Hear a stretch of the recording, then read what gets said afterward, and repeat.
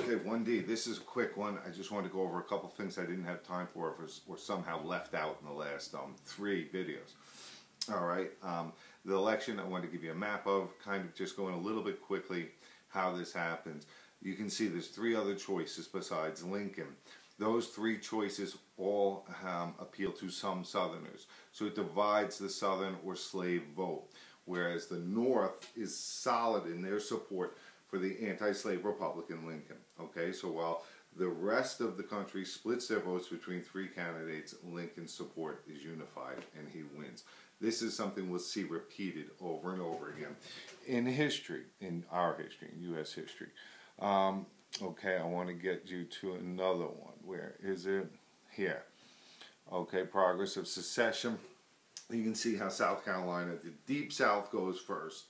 The upper South is kind of slow, and they won't go till after Fort Sumter. That's not what's important about this. This, what I wanted to show you, is the border states. You can see Missouri, Kentucky, Maryland, and Delaware. All are slave states that never leave the Union. That's important, especially Maryland and Delaware. If Maryland and Delaware leave, what's going to happen? All right? That could be extra credit on a quiz or something. First couple people that tell me, let's say first 3 people, 10 points on a quiz. What's so bad if Maryland and Delaware leave? All right. Now, if Missouri and Kentucky leave, that's going to give up the control of the Ohio River, which is important means of transportation. Okay, so this map is something to keep in mind. Those 4 border states, those slave-owning Union border states are important. You'll see them on the test. Okay, another thing I didn't talk about, and I'll just spend a minute talking on, and it should be common sense, but it's in the SOLs. The Civil War is going to have a huge impact on the home front, all right? Guys are going to be wounded, right? They're going to come back permanently crippled.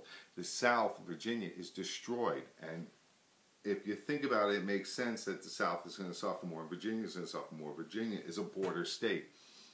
A great deal of the war is fought here, all right? And the South is fighting a defensive war, so it makes sense it's fought here. All right, so Virginia's going to suffer a great deal from this the Civil War. All right, lots of poverty, lots of homes ruined, lots of business ruined. I'm going to start talking about this unit and continue up until today how war is in some ways a great benefit for women. All right, I mean, there's horrors of war. People die. It's awful. But when the men go off and fight, women have to step in and fill those roles. They have to run the families, they have to run the farms, they have to run the businesses, okay? There's need for nurses. So war opens up opportunity for women. And as we progress closer and closer to today, they're less likely to go back to the home, okay? Or back to traditional roles, okay? Every time they step out, they're going to insist on keeping some of the rights that they get, all right, as we move closer to today. All right, so I just wanted to touch on them. That's Unit 5, Lecture 1D.